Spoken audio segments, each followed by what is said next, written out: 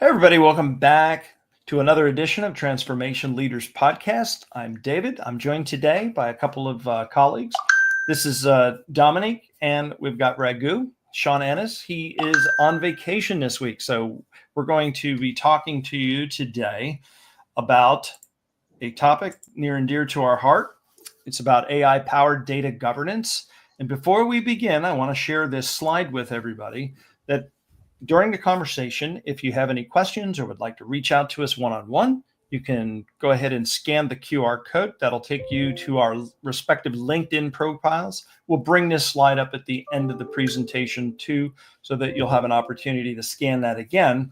But moving into the AI-powered data governance, this is kind of a continued conversation and theme that we've been having in 2025 and towards the end of 2024, where we talk about pretty much all things. We've had another guest previously on the show where we talked about security, but now there's a lot of stuff that's changed, especially with the new buzzword in 2025 being the year of agentic AI. We want to look at some of these additional perspectives. And both Dominique as well as Raghu bring different perspectives as it relates to security and or data governance. And of course, we're in different accounts, different verticals and things of that nature. So we're going to kick this off today by exploring the potential to transform your data governance. But more importantly, there's security aspects that we want to look about enhancing all of this and what this might mean to you as a leader in your company, having conversations with your technical staff. So there's really three pillars that we want to focus on initially. And today we're going to talk about team onboarding. It's kind of a particular use case, but more importantly, or I guess more broadly, securing access policies. And then, of course, all of this, none of this is any good without the ability to audit after the fact. And so auditing is usually an essential key piece of it. But think of that more in terms of logging towards the end, because AI now being in the middle of it has the opportunity to proactively and reactively, almost in near real time, take actions on behalf of particular rule sets that you guys may have had or may have in place already, thus enhancing your security. I don't want to get too far ahead of myself. So let's dig in a little bit today and let's talk about AI seamless onboarding. And we'll use this use case to kind of have conversations around these three areas. So Raghu, in your experience, when we talk about this use case of onboarding, in particular, automating access, maybe with intake. And if you want to change the example a little bit, that's fine too. But talk a little bit about your experience, maybe with a recent client or a use case as it relates to this. Sure.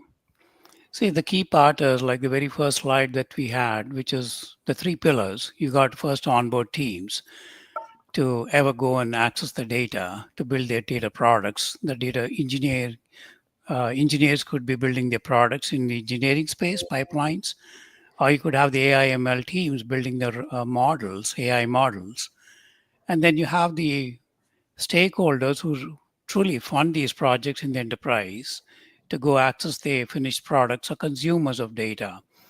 So having the legacy approach is like you have human always in the loop saying, let's stand up some onboarding systems. Let's work with 10 other systems to make sure teams are onboarded.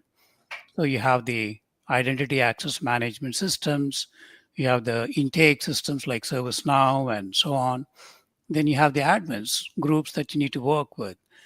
Now, this requires a lot of hand holding, being a benevolent good cop, bad cop, take the slack of being escalated on. Now, if you bring in an agentic AI model, you can seamlessly connect all the dots between this teams and enterprise groups that possibly don't even realize that they need to work in cohesion. End of the day, which is too late in the game, you need to make sure the funder, the funding stakeholder of these projects are quickly onboarded, have the relevant access patterns stood up.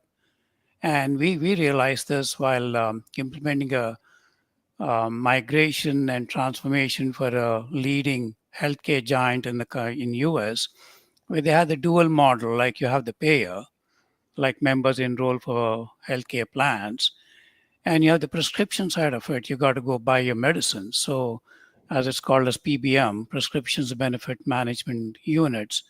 So when A acquires B, and trying to be a governance leader, imposing restrictions to make sure A doesn't access their competitors' data, which is living in the data assets of B that they acquired. So these are the kind of challenges that are under the hood, but essentially they fall into those three. Like you first onboard them, Mm, make sure you have a relevant role based.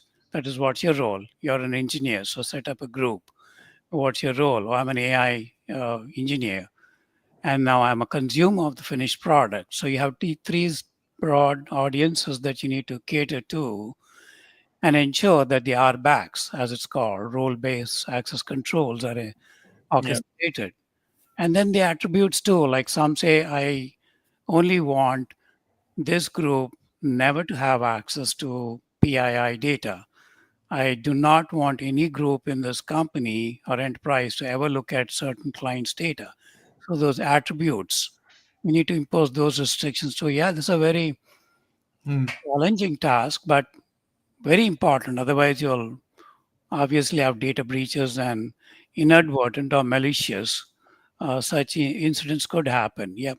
So to that end, then, Dominique, where are some of the holes from a secure from through the security lens? Like if you're looking at it through security operations, what are some additional angles or considerations?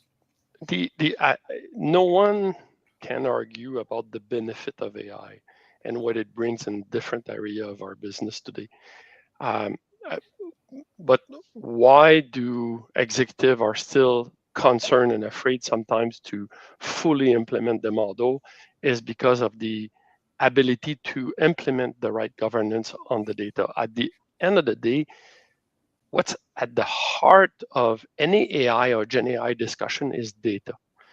Mm. And you have different issues with that. Is the first the first is understanding where the data is and where the data resides, and so having a good grasp of that location, and then is the ability to fully implement those kinds of governance and what we're talking about in terms of, for example, making sure the access control is done correctly to the right level. um, and I use often the analogy of Copilot because SharePoint, as if you without AI, you don't even know what you have access within a company and what kind of data or level you have of Yeah. all of the data within your company. And suddenly, when you implement Copilot, it inherits your privilege. It inherits your basically your access of all of this data, but it doesn't have this security by ignorance approach. It Yeah. knows all of the data you have access to, and so being able to really understand where the data is, uh, reducing the permission of it, reducing the key data loss around it, and those are the fundamental foundational activities around data governance that needs to be implemented. And so you need to be able to reduce risk around data security and privacy. Model integrity is a key concern as well, and operational and ethical concern. So those are the three big area of concern from a security perspective. Yeah, I want to uh, piggyback on Dominic's critical point that he called out. Like in this agentic AI world, if you're trying to bring in a philosophy of governance through agentic AI architecture and framework, the point that the experts in this field call out is, you got to be cognizant and aware that you're un, unfolding or letting loose an agent AI civilization. So you have a LLM, which Yeah. kind of touches upon, say, your SharePoint, your different data assets, and you have a question A, which only is specifically confined to a folder in SharePoint. But that's not how it works in an AI civilization. That LLM works 7 by 24 and chats with the other agent and then enriches the learning. The next time around you pose a question, you'll not be knowing that you got a lot more enriched answer, in a way, it's a benevolent, positive hallucination, perhaps. But Yeah. yet, you got to be as a governance lead and security lead, need to be very cognizant and aware of these frameworks in AI agentic world. Yeah, I there's think also that's a a new critical trend area. that I want to add to what both of you had contributed to, and it is solving the problem of memory or context window within a large language model. So a new technique that I see popping up a lot, I've used it myself as well, but rather than provide or find a model that supports a large context window, you start logging the conversations historically for the purposes of self-training, self-iteration, things of that nature. The inherent risk with doing that approach from the lens or through the lens of security or data compliance and governance is you've now created yet another data source, especially the dangers of an LLM, because it will aggregate all of this information into its contextual understanding and potentially incorporate bits and or pieces of historical conversations, could be sensitive or non-sensitive data, and then expose your data out there. And as a prerequisite to even everything we're talking about here, and this is an age-old problem that goes back tens and tens of years, is garbage in, garbage out as respective to data. All of the skeletons fall out of the closet every time a data migration comes up, or you're talking about integration with data into these large language models or generative or agentic AI. And that is, if you're a leader listening to this and you're preparing to go down this road, make sure you put enough buffer and time for planning to make sure you review the data, make sure you have enough metadata to do your logging, do your whatever it is you're doing in telemetry to get that data information so that you know what's there, but also clean data to make sure that the integration goes off without a hitch, because you may find yourself going 5 steps backwards before you can go 1 step forward. And this is usually where things go much longer than anticipated and or planned for. Oh, yeah. So The point of clean data is so key, David, because let's say you have this agentic AI LLMs, which use synthetic data. And then you have most of structured tabular data, Excel equivalent to a tabular data is structured data. And 9 out of 10 times you're fine with a gradient boost or a forecasting or an anomaly detection. You don't truly do the state of the art LLM with 7 billion parameters. With that said, like what's the currency of a synthetic data set that you create, to say, on day one, and you deploy a model, and the model is now processing real-time data, but your synthetic data that you create base this model off is kind of dated. So you got to really be, it's gone are the days you could really have a CXO suite where you could not know this is what you're signing up for, and have a truly a different philosophy, and teams stood up to handle these questions as more than just a yet another architect, enterprise architect, but it's almost like an AI agentic architect for the enterprise that we need to have Yep. on the data quality side of it. And what we're talking about here is really model integrity as well, right? From a cyber perspective, it's all of the aspect of things like hallucination or inputs of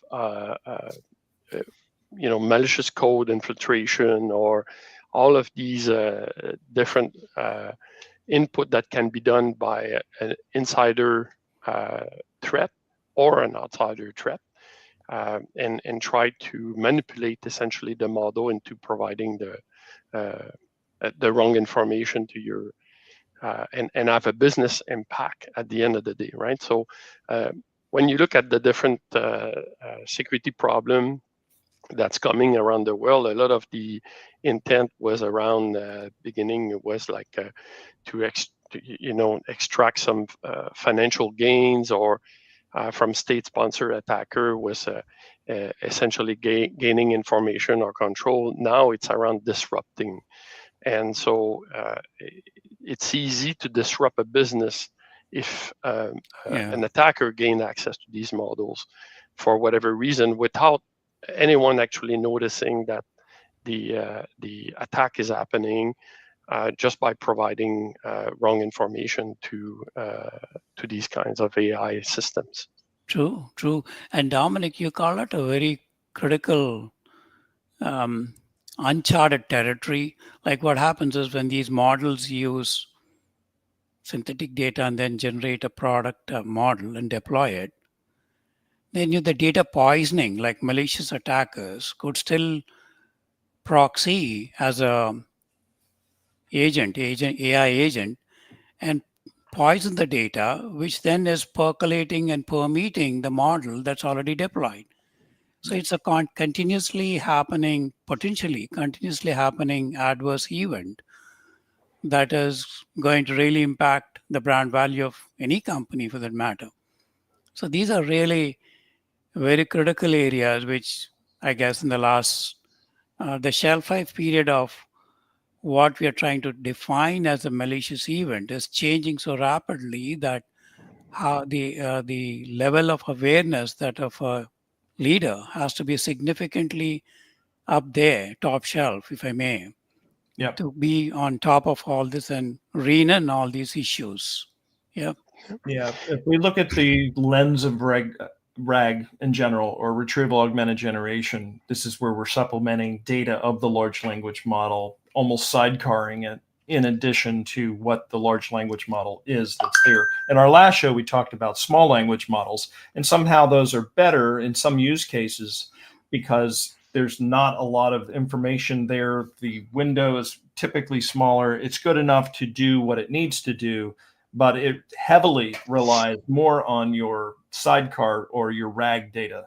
Now, with that, I come from a data background way back in my career, but the way that you think about schemas, the way that you think about architecting, and the necessary need for metadata in your RAG models has never been stronger. So, for example, whatever your source of information is, whether it's a document, could be a malicious attack or an injection somehow, wherever or however that comes from, each piece of information should be vectorized based on what the vectorization information going into it is, so that you know to some degree how the mappings happen with the large language model, because they've been run through this embedding model to vectorize those, whatever the information is. And then in addition to that, you have the metadata about that data that's come in, about specifically the time, the chunk, any type of overlap information, the source of the data, any IPs that you're tracking as a result of bringing that data in. But the more information you can collect on this is paramount, because as you go to log down the road later, you're going to need all of these bits and pieces to help sleuth and figure out where the information came from, how did it get there, and more importantly, because you can't really understand, at least to my knowledge anyway, how you can look into, say, for example, a Llama 3.2, LLM, and then try to figure out, okay, this is there, the LLM is safe or the SLM is safe, but now I've got all this sidecar data that's enriching it.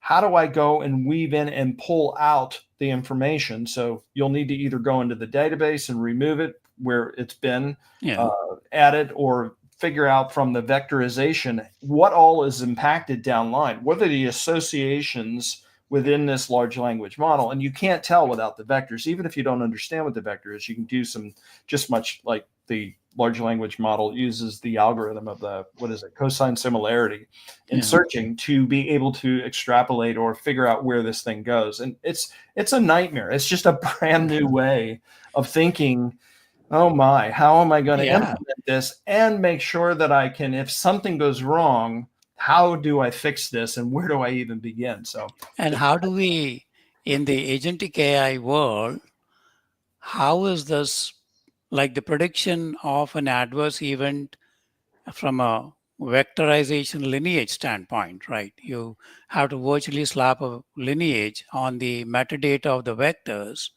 as opposed to lineage of the data. Once it hits the data, the damage is already done. Yep. Before, if it goes there, you got really metadata, the entire vectors and the embeddings, and then do a lineage of how this LLM or SLM is trending.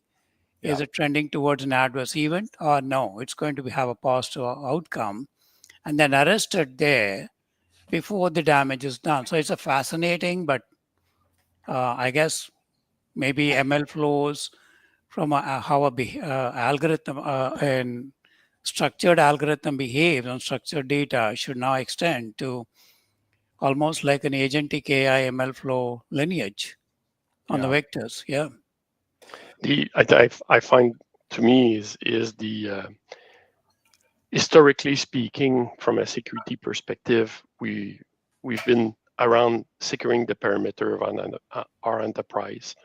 With the arrival of cloud, we extended that perimeter to secure the cloud and all of that. But it's always been around perimeter security, forgetting sometimes that the important thing that we're trying to protect is data.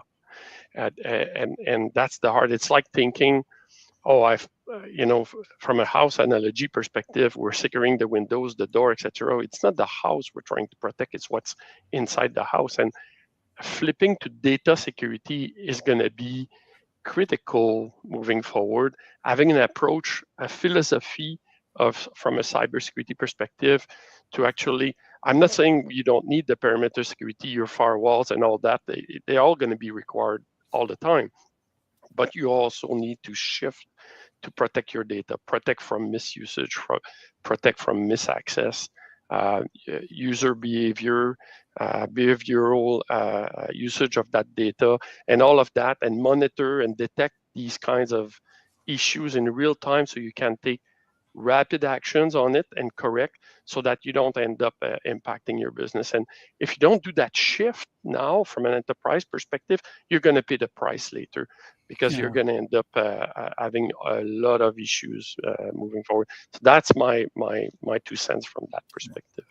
I think there's a huge opportunity that the industry as a whole is missing. And so if you're a leader, you're watching this and you're in software development or whatever the case may be, one of the, we have historically, and I'm going to date myself a little bit, going back to the late 80s, early 90s, where computers started to, become really, really, really popular. And then the mid or the late 90s, the internet came and busted on the scene. Then all of a sudden, these massive viruses on these computers started to proliferate very quickly because of this internet and email and whatever's out there.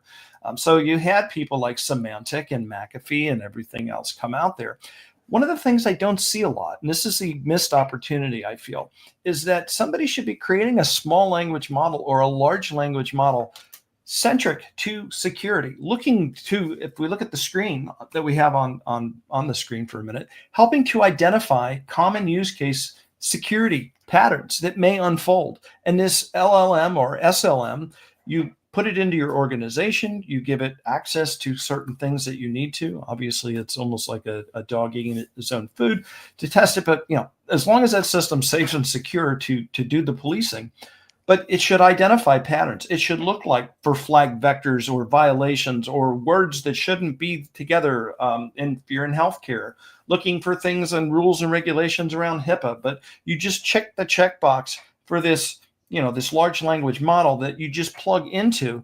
And in your workflow process or steps, one of the last lines of defense should be this large language model, even if it doesn't stop the transaction from happening, meaning the chat to go through to interact with it. It can log it and it can also flag the violations to generate reports or even real-time alerts. And I don't see any large language models specifically centered around security, violations, or flagging anything. And I think that is probably the next thing that you'll see within the next, I'm envisioning, year or two. Somebody's got to come up with this, I'm pretty sure. So if I may, there's securing AI and using AI to secure. So I think what you're talking here, David, is more leveraging AI to secure. There are some headways that a lot of vendors or OEM have made in the less recent years to bring AI into detection and response from a security perspective. The key challenge has been that historically speaking, you have about like 75 different tools deployed in enterprises to do all kinds of detections, and the data is siloed. So in order to essentially implement AI from a security perspective and use AI to detect, it's the integration and to bring that data together so that effectively AI can actually make those detection. And those kinds of services are available today. It's limited though to the existing tools and to the existing sensors, if you wish, I'll call it like that, that we have out there, that to bring in and to be able to implement. When we talk about securing now, the data that is used to basically offer a service, the monitoring of that is at the beginning. I would say there are some partners we work with that offers that kind of services. We are at the next big thing, in my opinion, is going to be agentic security. Next that's going to be the next big thing coming in security, and at the end of it, agentic security is around the behavior of the agentic, which is driven by data, and to be able to monitor that, but implement all of the policies that you put in place, and so making sure that they are respected and implemented correctly. That's going to be the next big thing in security for sure. Yeah, almost at a data set level, equivalent of a pen test constantly happening 7/24 with an intent to work as a data daemon and knowing what an LLM is used and what the business value of this is, say PHI or PII or HIPAA, and ensuring their guardrails at a data set or record level is more extension of maybe ABACs, as they call it. Attribute-based access control is the A here is agentic-based access control as opposed to an attribute, because the traditional model of looking at data is, oh, what attribute does this data have? And then let's build in a guardrail. But here, the attribute is not data centric, but an agentic centric attribute that we need to build an ABAC, AI ABAC. Yeah, it is certainly a new nascent area, pen test to at a data level. Fascinating though. So I think we kind of had a transition here, or a great segue, and we're talking about essentially the benefits of agentic AI, not only the benefits of it, but we're looking at different perspective analysis of how you could use agentic AI for specific use cases. And in this conversation, we're framing it around the context of security. And so the next greatest and best thing. And so, obviously, as we've talked about, these are just superficially high-level areas of efficiency, accuracy, and really everything that I think we're framing today is not only around that, but more centered around the compliance and logging and the aspects therein of that. So this is essentially, again, talking a little bit deeper about what we're talking about with AI being the police officer or the security officer within your corporation. And so the concept, I think, to try to tie a little bit of all that we've been talking together today, and that is about access to data, sharing information, siloed information, coming up with an architecture and or plan that not only has its own governance and compliance restrictions to allow an LLM minimally to go in and read and assimilate information for the purposes of establishing patterns of what's happening, what's going on in your organization. There's lots of systems and tools out there, from Splunk to I don't know. There's a handful of them out there. That's the one I'm most popular with.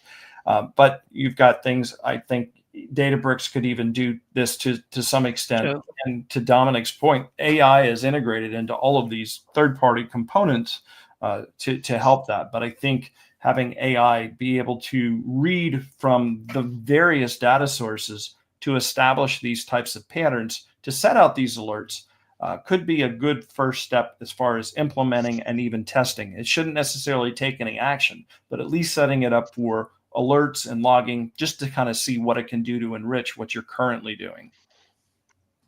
And I think when we talk about AI here and in that context, we need to introduce automation, because AI will detect but not remediate without automation. And so the two hand in hand is what is going to make it efficient, AI and automation.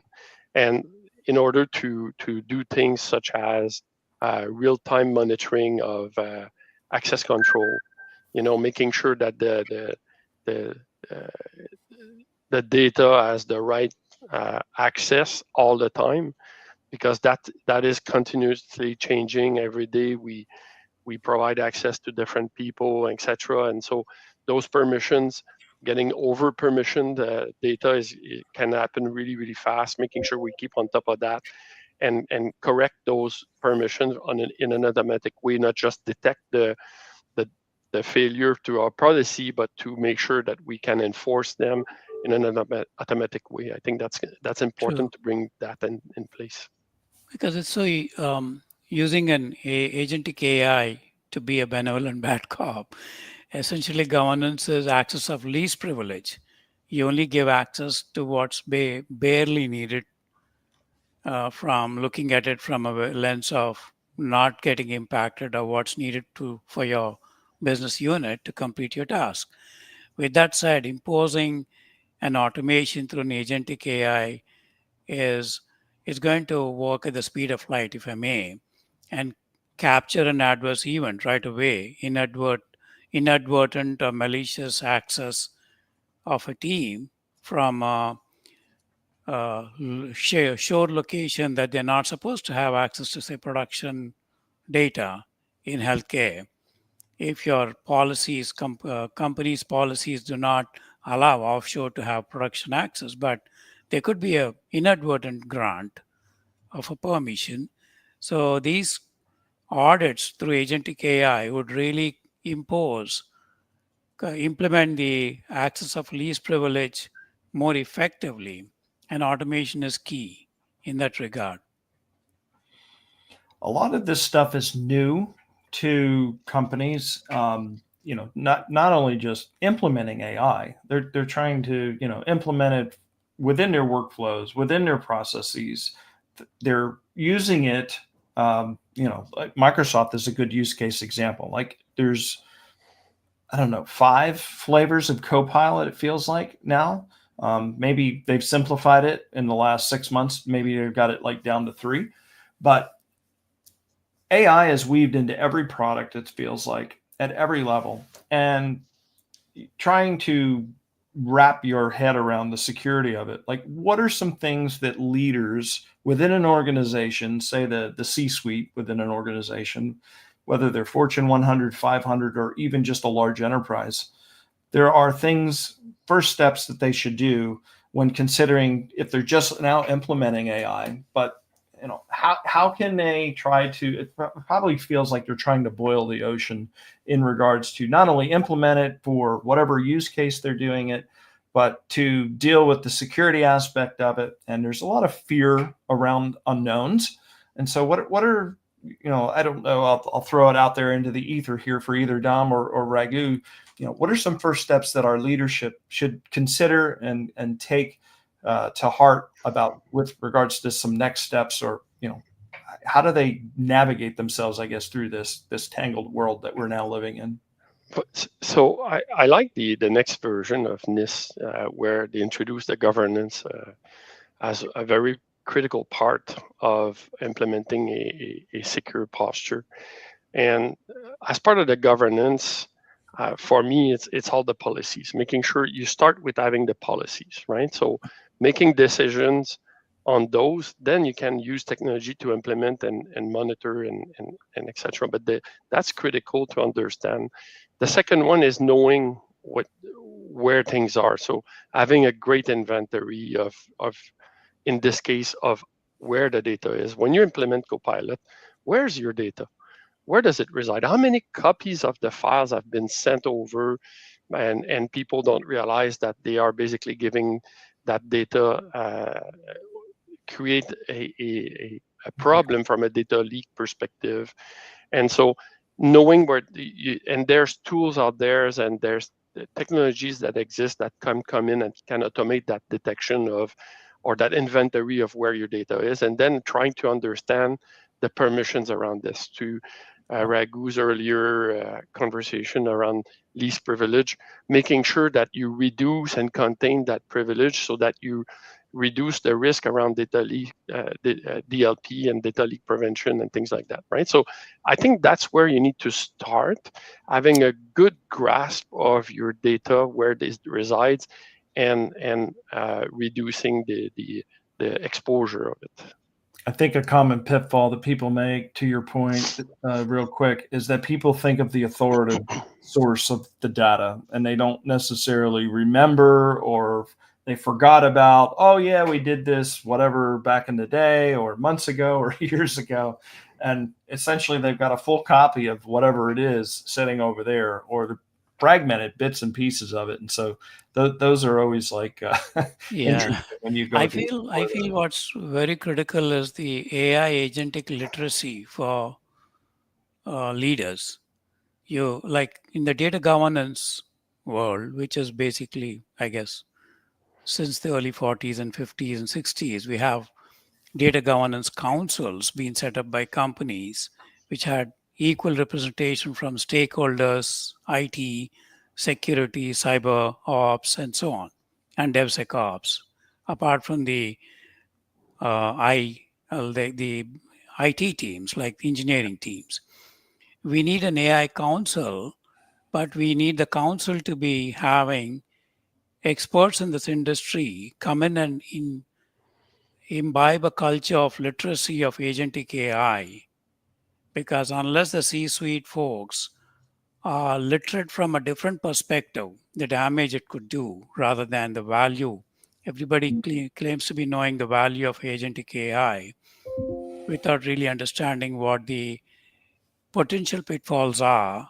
And in that regard, I would strongly like they have great tools like Microsoft has got Purview, which has got a scanning of the entire metadata, which is very key. Metadata is your new gold, honestly, here. Yeah. So, and then you have Unity Catalog of Databricks, which has got Mosaic AI Gateway and fantastic set of AI uh, solutions under the hood of your Unity Catalog governance. You got to really, you should not leave it to the tool. You should leave it, you should have it again top down. AI council should be literate.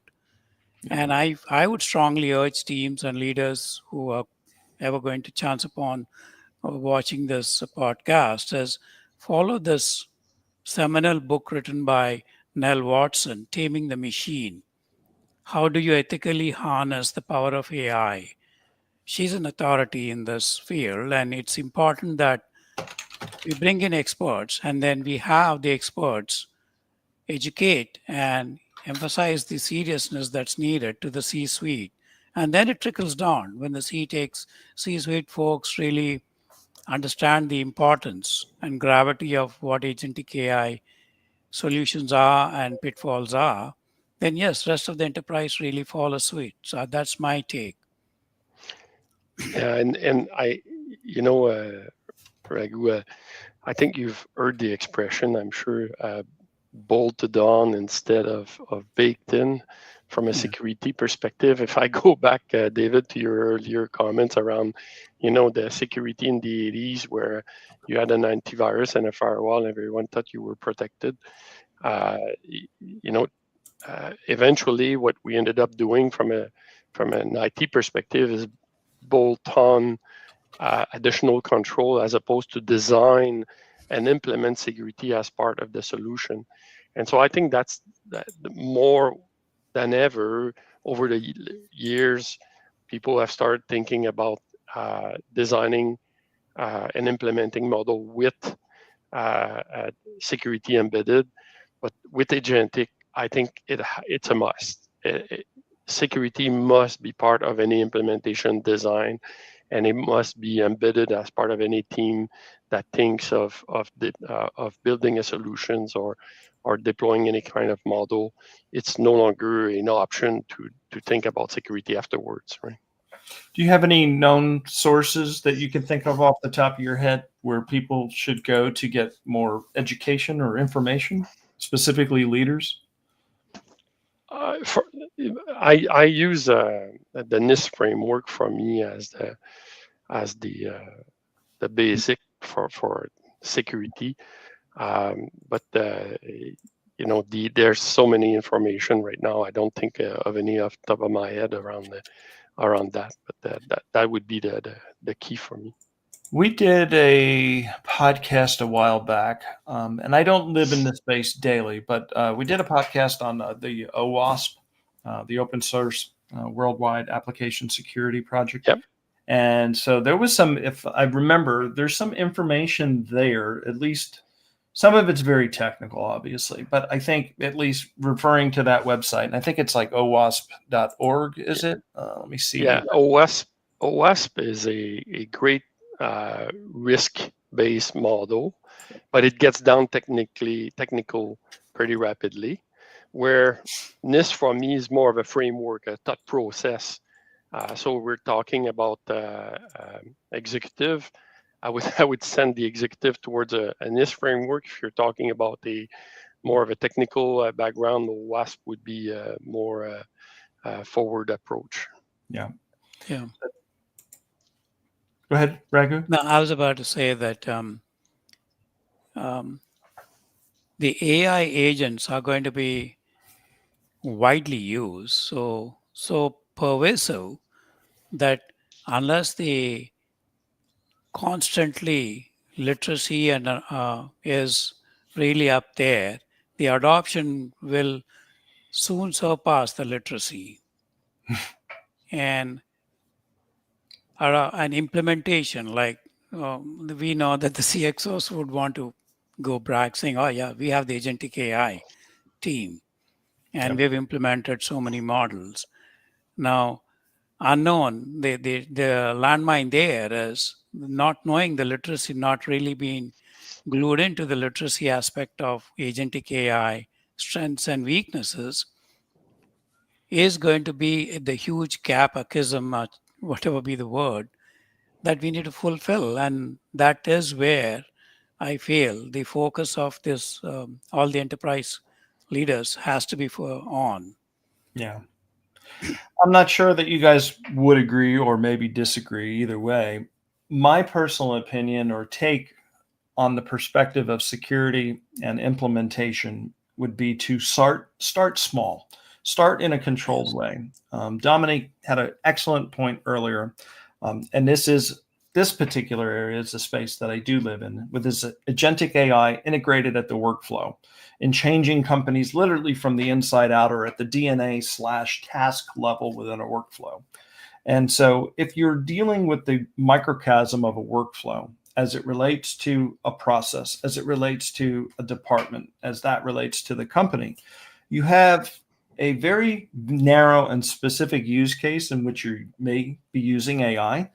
And then within that, you can figure out one of three areas. A, is this something only a human can do? Which at that point, we're not worried because whatever's in place is already there. But then step two could be a middle ground where we're talking about agentic AI doing maybe the 80-20 rule. It does 80% of whatever it's going to do. And the human in the loop is now providing that, cognizant of security or is this hallucinating or is this information I shouldn't be sharing? And it kind of has some governance and oversight built into just that alone. The third and final area is the data, or is what I'm using, or is what this task is assigned to do, is this something that's safe, something only AI can do, and it can fully autonomize this particular task or process.